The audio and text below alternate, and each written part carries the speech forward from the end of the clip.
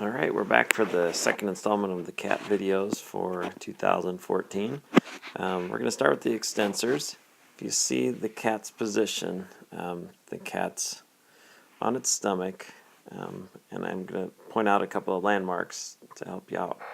Oh, the elbow, that would be with the ulna. And then if we're looking at where the brachioradialis is, that is the radial side. So from there, you really are going to look at the extensor carpi radialis being close to that brachioradialis. The extensor carpi ulnaris would be close to that elbow side. And then you have two muscles in between. The extensor digitorum is closest to the extensor carpi radialis. And then remember, the more lateral muscle, the extensor digitorum lateralis, would be between that communis and the ulnaris. Another thing to remember, the palm of the cat will be facing down, the palm or the pad. Just another thing to remember when you're getting ready for your lab practical. Now we're looking at the flexors. One big landmark muscle for this group would be the palmaris longus. That's in the middle. It's a nice big shiny muscle. To the outside, or the more lateral, towards that elbow, the flexor carpi ulnaris. Looking at the flexor carpi radialis, that would be more medial to that palmaris longus. Pronator teres, I think in most cats, has a triangular head and has some of the fascia that attached to it. Again, you can see the brachioradialis from this view, and actually we can see the extensor carpi radialis from this view as well.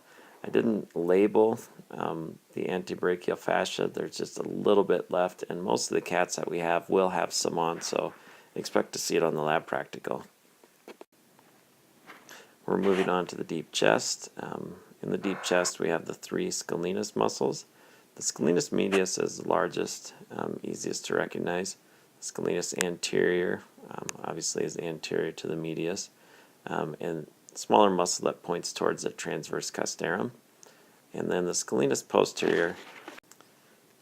And the last one we'll be looking at is the levator scapulae.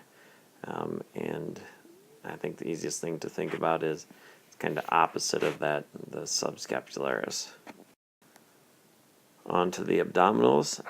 The rectus abdominis, that's the thin muscle that runs the full length. This would be your six-pack muscle. The transverse casterum, you can recognize this one. The fibers will be transverse, running across like this. The internal abdominal oblique. And then on this cat, to get the picture, I've kind of folded this external abdominal oblique back. In between the ribs, you have the external intercostals. While you're looking at this view, see if you can recognize any of the muscles from the previous lab practical.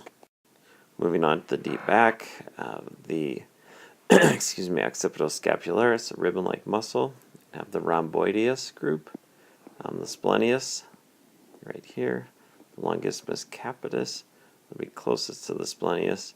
I follow the splenius to here. Longissimus cervicis would be directly underneath the junction, so to speak, of the spinalis dorsi and splenius. Iliocostalis, and I refer to this as the bacon muscle, and the serratus posterior reflected. On the scapula, you have the spine of the scapula. Superior to that would be the supraspinatus, and inferior to the spine would be the infraspinatus. Just a few muscles to round out the back. The lumbar dorsal fascia. I don't think any of you will forget this for how hard it was to remove.